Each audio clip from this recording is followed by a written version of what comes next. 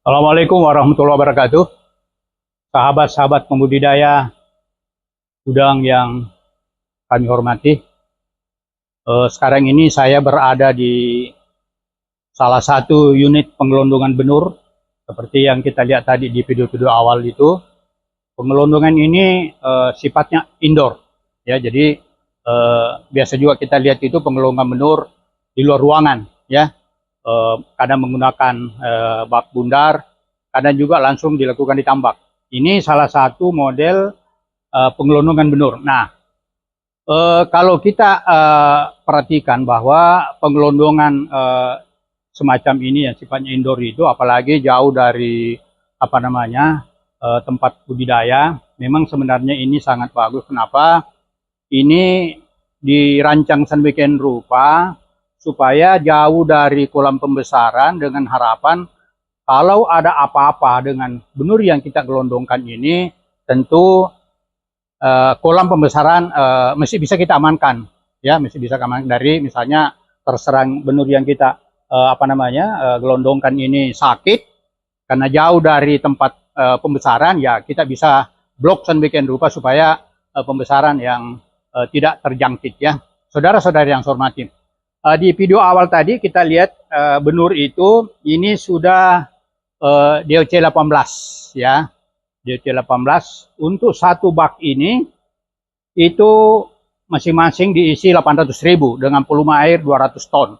Jadi di sini untuk ada dua bak ini itu totalnya 1,6 juta. Ini induk F1, ya. Ini sudah DOC 18, ya, DOC 18. Sebentar lagi ini kalau tidak ada halangan sekitar Selasa, ya, pekan depan ini akan dipindahkan ke pembesaran. Saudara-saudari yang saya hormati, khusus untuk tambak-tambak tersunal, ya, kita tahu bahwa daya dukung tambak-tambak tersunal itu kan tidak sama bagusnya dengan tambak-tambak intensif. Misalnya daya dukung daripada tambak tersunal itu cenderung makin lama makin menurun, sehingga biasanya kalau kita melakukan budidaya di tambak tersunal dengan menebar benih langsung, biasanya itu umur-umur 40 hari, biasanya 50 hari, biasanya sudah mulai terserang penyakit. Nah, ini perlu disikapi dengan menebar benih gelondongan. Ya, jadi benih gelondongan idealnya kira-kira yang bobot-bobot ya sekitar 1,5 sampai 2 gram, ya. Ya kira-kira biasanya kalau pengelondongannya bagus itu biasanya butuh waktu sekitar 4 pekan. Dengan menebar benih gelondongan ini diharapkan bahwa masa budidaya nanti di tambak tersunal itu bisa singkat, ya. Kita target misalnya kira-kira ya 60-70 hari. Kalau tumbuh normal, ya, tumbuh minimum saja 0,2 gram saja IDG-nya per hari, itu artinya kira-kira kalau kita pelihara 70 hari, kira-kira sudah bisa mencapai 15 gram. Ya, 15 gram itu kayak mungkin saya 60 sampai 70. Nah, ini tentu saya kira sudah bagus lah anunya, ya, performanya. Nah, saudara-saudara yang saya hormati, pengalaman kami di tempat lain bahwa kalau di pembesaran itu, ya, di tambak tersunal itu kita tebar benih langsung yang PL 10, PL 12 itu, ya paling SR-nya itu ya 30%. Sudah bagus sekali kalau bisa dapat 40%.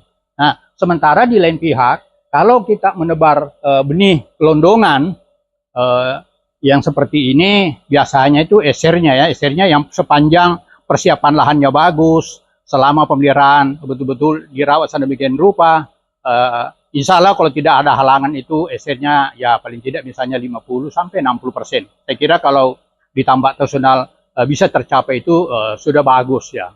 Saudara-saudara yang saya hormati, kita berharap bahwa saudara-saudara kita yang di tambak-tambak tradisional itu sangat bagus kalau melakukan budidaya itu dengan menebar benih gelondongan ya. Memang ya mungkin memang harganya tentu ya karena ada di sini selama perawatan ini ada biaya. Nah, yang seperti ini ya kalau di sisi selatan ini biasanya itu dijual kira-kira Rp100 ya, Rp100 kalau kita tahu bahwa benih dari hatchery itu kan biasanya ya antara Rp55 sampai Rp60 per ekor ya. Ya tentu mungkin ya masing-masing punya plus minus, tetapi pengalaman menunjukkan bahwa kawan-kawan yang menebar benur gelondongan itu boleh dikata tingkat keberhasilannya lebih bagus dibandingkan dia menebar benih langsung ya.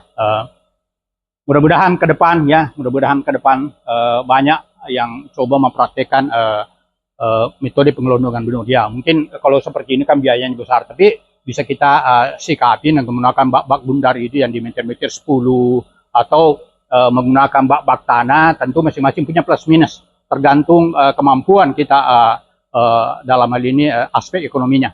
Saudara-saudara yang saya hormati, mudah-mudahan dengan berkembangnya teknologi pengelondongan, produktivitas tambak-tambak seperti kita tahu bahwa sekarang ini ya satu musim satu periode penebaran itu biasanya paling 300 kilo, 400 kilo.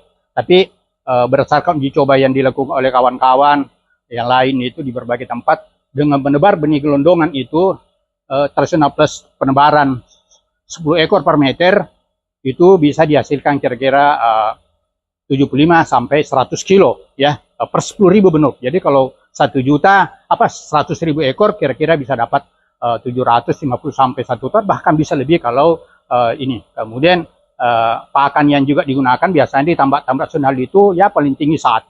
Biasa kalau bagus pakan alaminya itu hanya sekitar 0,8. Saya kira itu dulu yang saya bisa berikan. Mudah-mudahan pengelondongan ini membawa berkah kita semua. Saya Muhammad Senong dari Fakultas Perikanan dan Ilmu Kelautan Universitas Muslim Indonesia Makassar, mewakili pula Shrimp Club, begitu juga UNIDO, GQSP dan Forum Udang Indonesia melaporkan dari Baru, Provinsi Sulawesi Selatan. Sekian, Assalamualaikum warahmatullahi wabarakatuh.